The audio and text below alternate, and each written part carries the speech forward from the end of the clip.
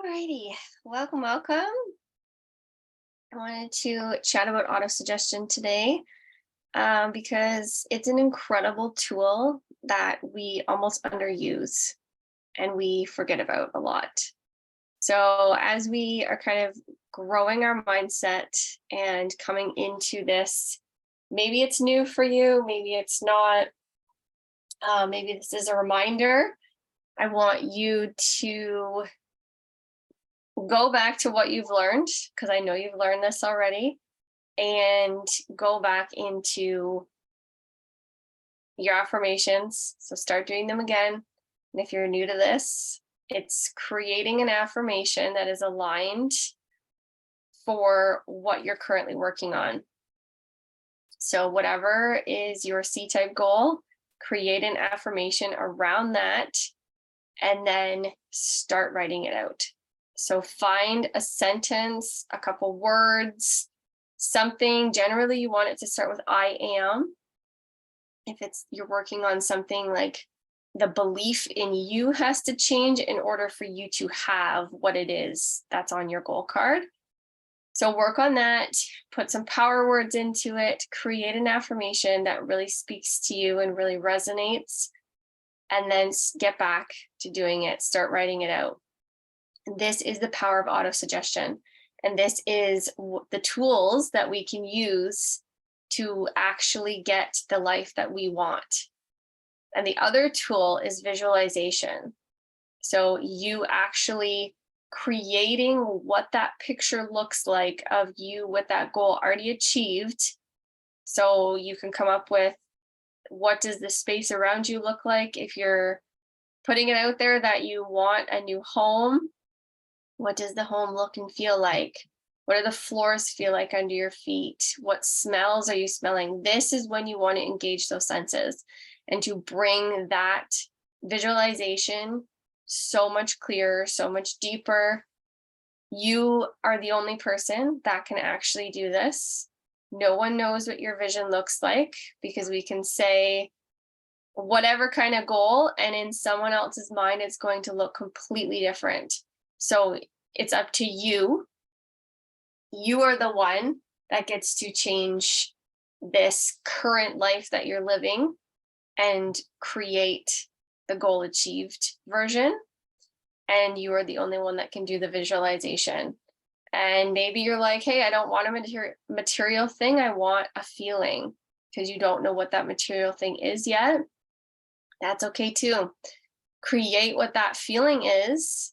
And then every time you go into that feeling or space, when you do your visualization, feel it. So see it in your mind of what that is. Like, are you sitting in a chair? Like, bring things in that you can actually like engage your full senses in, and then feel it in your body. That's going to be key. So if you want to create a more calm space, or when you're around your kids, you want to be more calm, or don't use the word stress. If you're trying to get out of that current feeling of stress, bring in some calm and like slow living, and bring in those kind of feelings and figure out what that looks like for you. You're the only one that can figure that out. So you're the only one that can bring a picture to what it is, that feeling that it is that you want to create within yourself. So only you can do this. No one else can. No one else can see it as clear as you can. They can't feel the floors under their feet. They can't smell what's going on around them. They can't touch surfaces. Like if you have we're just thinking like a live edge table or something, and it's like you could feel the bark along the edge. Like bring in as many senses as you can. Phone is going crazy. And then the other thing, and I know I've talked about this before, is really be aware of your self-talk. So if you're still finding like there's a lot of negatives going on with your self-talk, really bring in some positives. So maybe for this affirmation, you need to start working on an affirmation around I am whatever it is that you want to work on, right? To I am confident, I am, and then bring in some more words. Like, don't just say I am confident, because you need something that's going to really mean something to you. Like, really understand that as you say this affirmation, because you're saying it as you look at yourself in the mirror and you're also writing it. So for my mirror work, I like to do in the morning and at night, whenever I'm standing in front of the mirror brushing my teeth. And that is something that I haven't quite worked on with my kids yet, but that will be something to come as they are having their time, or maybe it's when they go to the washroom. Like, you just have to find when it's going to work, figure out when it's going to work for you first before doing any of this stuff with your kids. It has to work within you. It has to become habit within you, because then they will start to ask questions the more that you do things, and the stuff in your life becomes habit, and they will start to understand and want to ask questions and learn about what it is you're doing. So work on you first. That's the biggest thing. And get these things, like, I don't want to say mastered, because I don't know if we truly actually master anything, but get them becoming such a solid habit that it becomes so easy for you to do. Right? Like, this work is meant to be easy. It's simple things and ways that you can shift your mindset. And the self-talk is a big one that you want to start with if you're finding it's not generally positive, it's more negative. So by you doing this, it's not only going to help yourself, it's going to help any person that is coming in contact with you, because if you are auto-suggesting positive things and that's all you keep hearing, you're going to become a more positive person. So right now, if you're feeling like I'm not a very positive person, you're in the right space. You're in this work for a reason. And just keep auto-suggesting everything that it is you want. So if you're hearing yourself say, well, we can't afford that because a money goal is a big one that you're working on, stop saying that, for one. Stop saying we can't afford that. Change your wording. Just say this doesn't suit our life right now, or tell yourself you already have it. Like, why can't you believe that you already have what it is you're saying you can't afford? And it is trickier when you're explaining that to children, because they very much are focused on their five senses. So if you say we already have something, they're going to go looking around the house looking for it. So navigate that the way that you think your kids could best understand. But for me, my kids are in the habit of, they see something another child has, or we're in a store and they're like, I really want this. And we just say, we're not getting it right now. We can put it on our Christmas list, a birthday list. And then that gives them this idea of, we don't need everything right in the moment when we want it. We have to actually, like, it has to align with us and our goals for us to buy something, right? Because the way we are kind of working in our household and teaching our kids is that we don't just buy things just to buy them. We buy things because they align with us. It's something we want. And it's not just this instant world of Amazon. You put it in a cart and it arrives the next day, right? Like, it's not about that. It's about buying something because our higher selves, our goal achieved selves, would actually have that and own it. And we are very much quality over quantity. So we don't love supporting cheap toys, but we love quality stuff. Like, we will buy them sometimes and they do get given to us, but we understand, and it's a great example for us teaching our kids that when we buy cheap things, they can break. So this is a great example for you to teach your kids this. And if you already know how to do affirmations and visualization, and you are working on your positive self-talk, then this is just a reminder for you to get back and do it. If you have fallen off, if you're gone through a course and you've done a Power Life script, if you have no idea what I'm talking about, we will chat more about that for sure. But in this community, most of you know what a Power Life script is. If you're not there yet to create your own, then just know that this is a brilliant way for you to create the life that it is you want, like that goal achieved self, and you get to put it in a recording.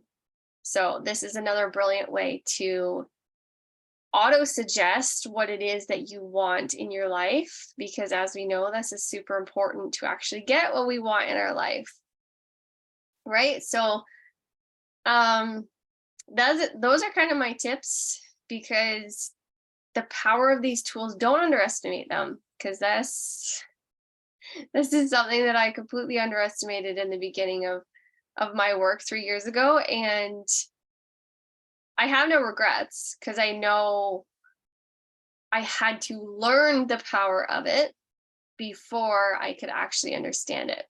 So I refused to write my affirmations out. And then Dylan got me doing a video segment I would be sending her every day. So it was a 3-minute video of me saying my affirmation, because my time paradigm was so strong that I would not allow myself to write out, or give myself the time to write out. Well, I told myself I didn't have the time, let's be honest. Coming into this work though, I also had a 2-year-old and a 3-month-old. So things were a little bit hectic. My time was not as readily available as it was, but I have been able to fit stuff into my schedule because it becomes important and it becomes a habit. And that has been the key for me in this work, because I now have 3 children, one who is currently an infant, and I have been able to fit in more stuff now as a mom of 3 than I did as a mom of 1 or 2 in the early stages of 2. And it's not because I'm a superhuman and I've adapted all these things. It's because I have fit in the things that I want to get done, and I have disconnected or deleted things from my calendar or my schedule. I say no to a lot of stuff that doesn't align with me, and that's not easy for somebody who's trying to change that in the beginning. But auto-suggest the things that you actually want. So catch yourself in the moment or in your thought. If you're thinking like, no, I can't have that, or you're saying to your kid, no, we can't afford that, or no, we can't do this because of this, catch yourself and pause and ask yourself the question, what would me with my goal achieved, like, how would I respond to this? So I want you to ask yourself that question, get in the habit of asking yourself that question when something comes up, and it's going to teach you how your goal achieved self would respond to this situation, or what decision they would make, or what things they'd be bringing in, or what people they'd be hanging out with, or what way they would be talking to their child, right? Like, these are such important things that we need to think about when we're just in the chaos of life and we don't actually have a minute to stop and realize the way we are currently acting is not how we would act with our goal achieved as our goal achieved self. So why are we acting that way? Right? Because you literally have to do everything the way that she would do them. And that is key, is understanding how you do things when your goal is achieved and then adapt that into your current life. So even the thoughts around the thoughts you're having when you're changing a diaper or when you're helping your child go to the bathroom, like if you're doing some potty training, or if your kids are older and they're now learning different things on their own, right? Like, how would you do it as your goal achieved person or your goal achieved self, or how would they speak? And then start auto suggesting that into your current life. Because these are like so important. Because if you can start doing what she does in your current life, you are now closing that gap and becoming her. It's like, does that make sense to you? You start acting the way she acts, you are becoming your goal achieved self. So start acting the way that she acts. You have to be her, and do the things that she does to have the things that she has. Be, do, have. Ask, believe, receive. Right? There's so many little sayings that we say, but understand the power of them. Understand how powerful they are, and start finding the time to fit this stuff into your schedule. Right? Because until you change the way you do something, nothing in your life is going to change. And you need to change the way you do things if you want a different life. Like, there's that saying around the things and the way you do them now is going to reflect the person you become. So if you don't like what you're doing now, change what you're doing now, and you will like the person you become. Right?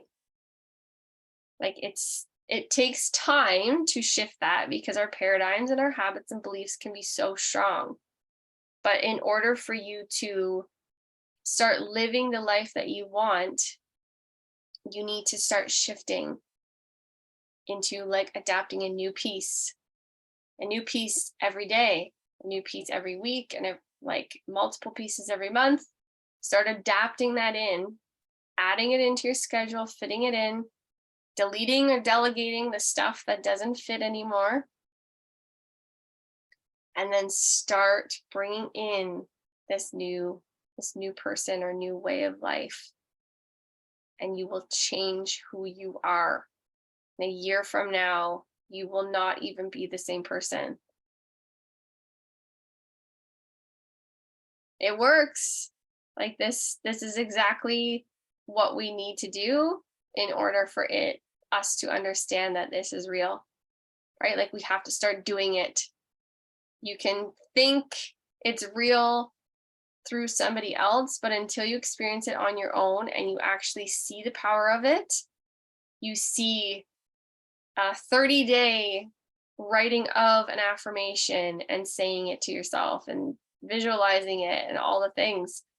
And then in 30 days, stuff starts to happen, or it'll happen sooner. Depends on your belief. Do you believe that you already have this, that it's already done? Okay. That is all I have for you today. Have an amazing day, and I will see you next week. Bye, guys.